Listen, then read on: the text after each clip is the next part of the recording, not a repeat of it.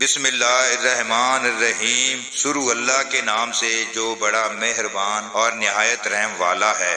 حدیث نمبر 1015، حضرت انس رضی اللہ عنہ سے روایت ہے کہ ایک مرتبہ جمعہ کے دن رسول اللہ صلی اللہ علیہ وآلہ وسلم خطبہ دے رہے تھے کہ ایک شخص آیا اور عرض کرنے لگا، اللہ کے رسول، بارش نہیں ہو رہی، آپ اللہ سے دعا کریں وہ ہم پر باران رحمت نازل فرمائے۔ آپ نے دعا فرمائی تو ہم پر بارش برسنے لگی، ہم بڑی مشکل سے اپنے گھروں کو پہنچے، چنانچہ آئندہ جمعہ تک ہم پر بارش برستی رہی۔ حضرت انس رضی اللہ عنہ نے فرمایا کہ اگلے جمعے وہی شخص آیا یا کوئی دوسرا کھڑا ہوا اور عرض کرنے لگا، اللہ کے رسول، اللہ سے دعا کریں کہ ہم سے بارش روک لے۔ چنانچہ رسول اللہ صلی اللہ علیہ وآلہ وسلم نے دعا فرمائی، اے اللہ ہمارے ارد گرد بارش ہو، ہم پر نہ ہو۔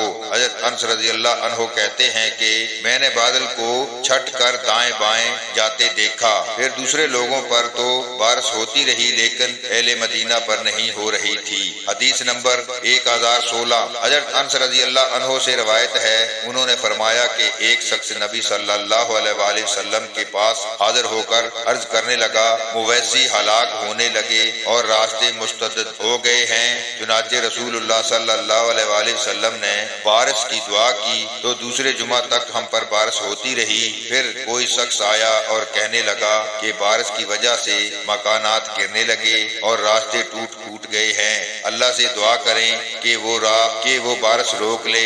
رسول اللہ صلی اللہ علیہ وآلہ وسلم نے دعا فرمائی، اے اللہ ٹیلوں، پہاڑوں، وادیوں اور باغوں پر بارش برسا۔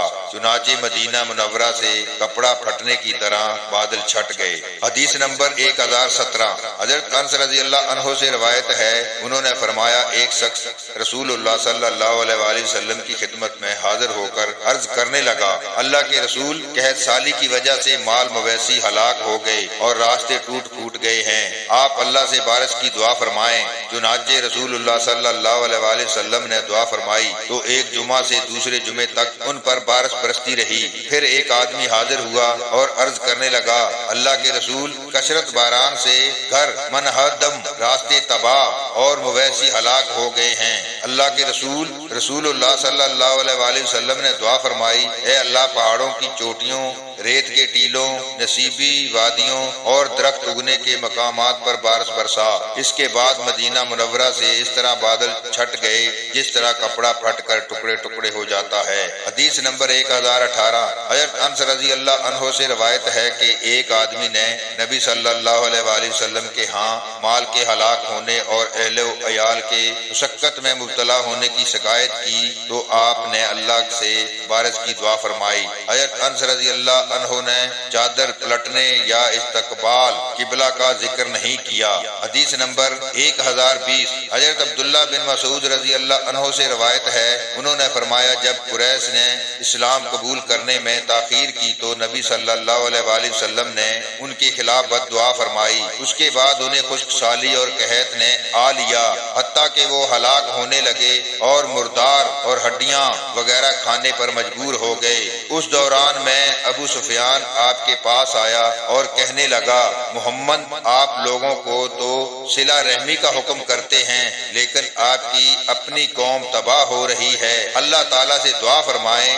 رسول اللہ صلی اللہ علیہ وآلہ وسلم نے یہ آیت پڑھی، اس دن کا انتظار کرو جب آسمان پر نمایاں دھواں چھا جائے گا، پھر وہ قریش کفر کی طرف لوٹ گئے۔ چنانچہ ارشاد باری تعالیٰ ہے، جس روز ہم انہیں بری طرح سخت انداز میں پکڑیں گے، یعنی بدر کے دن۔ راوی حدیث اسبات نے اپنے شیخ منصور سے بیان کرتے ہوئے کہا کہ رسول اللہ صلی اللہ علیہ وآلہ وسلم نے دعا فرمائی تو ان پر بارش ہوئی، پھر 7 دن بارش ہوتی رہی۔ آخر کار لوگوں نے کثرت بارش کی شکایت کی تو آپ نے دعا فرمائی، اے اللہ ہمارے ارد گرد بارش ہو، ہم پر نہ برسے۔ چنانچہ بادل آپ کے سر مبارک سے چھٹ گیا اور ارد گرد لوگوں پر خوب بارش ہوئی۔ حدیث نمبر 1021، حضرت انس بن مالک رضی اللہ عنہ سے روایت ہے، انہوں نے فرمایا رسول اللہ صلی اللہ علیہ وآلہ وسلم ایک دفعہ جمعہ کے دن خطبہ دے رہے تھے تو کچھ لوگ اٹھ کر بول پڑے، انہوں نے فریاد کی اللہ کے رسول بارش نہیں ہو رہی، درخت پیلے ہو گئے اور مویشی مرنے لگے، اللہ سے دعا فرمائے کہ وہ ہم پر بارش برسائے۔ آپ نے 2 مرتبہ فرمایا اے اللہ ہمیں سیراب فرما، اللہ کی قسم ہمیں آسمان پر بادل کا کوئی ٹکڑا دکھائی نہیں دیتا تھا کہ اچانک ابر نمودار ہوا اور برسنے لگا۔ رسول اللہ صلی اللہ علیہ وآلہ وسلم ممبر سے اترے اور نماز پڑھی، پھر واپس گھر کو لوٹے۔ یہ بارش اگلے جمعے تک برستی رہی۔ دوسرے جمعے جب نبی صلی اللہ علیہ وآلہ وسلم خطبہ دینے کے لیے کھڑے ہوئے تو لوگ پھر بلند آواز سے بولے کہ مکانات گر گئے اور راستے بند ہو گئے، آپ اللہ سے دعا کریں کہ وہ اس بارش کو ہم سے روک دے۔ نبی صلی اللہ علیہ وآلہ وسلم مسکرائے اور دعا فرمائی، اے اللہ ہمارے ارد گرد بارش ہو، ہم پر نہ ہو۔ اس کے بعد مدینے سے بادل چھٹ گئے، اس کے آس پاس بارش ہوتی رہی، مدینے میں بارش کا ایک قطرہ بھی نہیں برس رہا تھا۔ میں نے مدینہ منورہ کو دیکھا کہ تاج کی طرح اس کے ارد گرد بادل تھے اور یہ درمیان میں تھا۔ حدیث نمبر 1022۔ ابو اسحاق السبی فرماتے ہیں کہ حضرت عبداللہ بن یزید رضی اللہ عنہ حضرت برا بن عازب اور زید بن ارقم رضی اللہ عنہم کے ہمراہ باہر تشریف لے گئے، وہاں ممبر کے بغیر اپنے پاؤں پر کھڑے ہو کر بارش کی دعا کی، پھر 2 رکعتیں پڑھی اور ان میں بآواز بلند قرات کی، اس کے لیے اذان اور تکبیر کا اہتمام نہ کیا۔ راوی حدیث ابو اسحاق کہتے ہیں کہ عبداللہ بن یزید انصار نے نبی صلی اللہ علیہ وآلہ وسلم کو دیکھا ہے۔ حدیث نمبر 1023۔ حضرت عباد بن تمیم رحمت اللہ کے چچا اور وہ نبی صلی اللہ علیہ وآلہ وسلم کے صحابی تھے، سے روایت ہے کہ نبی صلی اللہ علیہ وآلہ وسلم بارش کی دعا کرنے کے لیے لوگوں کے ہمراہ باہر تشریف لے گئے۔ آپ نے کھڑے ہو کر دعا کی، پھر قبلے کی طرف متوجہ ہوئے اور اپنی چادر کو الٹ پلٹ کیا، چنانچہ لوگوں پر خوب بارش ہوئی۔ حدیث نمبر 1024۔ حضرت عباد بن تمیم رحمت اللہ کے چچا سے روایت ہے، انہوں نے کہا کہ نبی صلی اللہ علیہ وآلہ وسلم لوگوں کے ہمراہ بارش کی دعا کرنے کے لیے باہر تشریف لے گئے۔ آپ نے قبلے کی طرف منہ کر کے دعا مانگی، اپنی چادر کو الٹ پلٹ کیا، پھر 2 رکعات نماز ادا کی اور ان میں قرات بلند آواز سے کی۔ حدیث نمبر 1025۔ حضرت عباد بن تمیم رحمت اللہ کے چچا سے روایت ہے، انہوں نے فرمایا جس دن نبی صلی اللہ علیہ وآلہ وسلم کی دعا کے لیے باہر تشریف لے گئے تو میں نے آپ کو دیکھا کہ آپ نے لوگوں کی طرف اپنی پیٹھ پھیر دی اور قبلے کی طرف منہ کر کے دعا کرنے لگے، پھر اپنی چادر کو پلٹا۔ اس کے بعد آپ نے ہمیں 2 رکعت پڑھائی جس میں با آواز بلند قرات کی۔ حدیث نمبر 1026۔ حضرت عباد بن تمیم رحمت اللہ کے چچا ہی سے روایت ہے کہ نبی صلی اللہ علیہ وآلہ وسلم نے دعائے اشتقاء کے موقع پر 2 رکعت نماز پڑھی اور اپنی چادر کو پلٹا۔ حدیث نمبر 1027۔ حضرت عباد بن تمیم رحمت اللہ اپنے چچا سے روایت کرتے ہیں، انہوں نے فرمایا نبی صلی اللہ علیہ وآلہ وسلم دعائے اشتقاء کے لیے عیدگاہ تشریف لے گئے اور قبلہ رو ہو کر 2 رکعت ادا کی، پھر اپنی چادر کو پلٹا۔ راوی کہتا ہے کہ رسول اللہ صلی اللہ علیہ وآلہ وسلم نے اپنی چادر کے دائیں کنارے کو بائیں جانب کر لیا۔ حدیث نمبر 1028۔ حضرت عبداللہ بن زید انصاری رضی اللہ عنہ سے روایت ہے کہ نبی صلی اللہ علیہ وآلہ وسلم نماز استسقاء کے لیے عیدگاہ تشریف لے گئے اور جب دعا کرنے لگے تو قبلے کی طرف منہ کر لیا اور اپنی چادر کو الٹ پلٹ کیا۔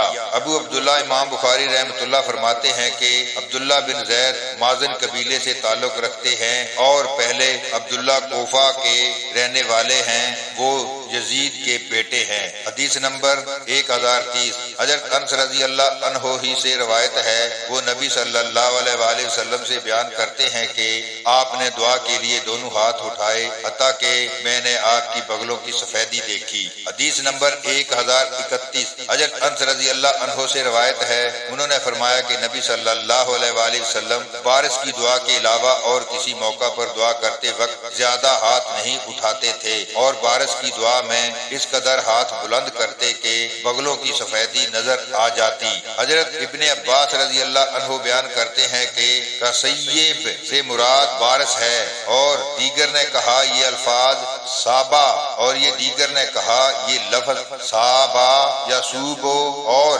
آصابہ سے مسک ہیں۔ حدیث نمبر 1032 حضرت عائشہ رضی اللہ عنہ سے روایت ہے کہ رسول اللہ صلی اللہ علیہ وآلہ وسلم جب بارش ہوتی دیکھتے تو دعا کرتے، اے اللہ نفع آور بارش برسا۔ اس حدیث کی مطابقت قاسم بن یحییٰ نے عبید اللہ عمری سے کی ہے، نیز اسے امام اوزاعی اور عقیل نے حضرت نافع سے بیان کیا ہے۔ اللہ تعالی ہم سب کو دین کو صحیح معنوں میں سمجھنے کی توفیق عطا فرمائے، آمین ثم آمین۔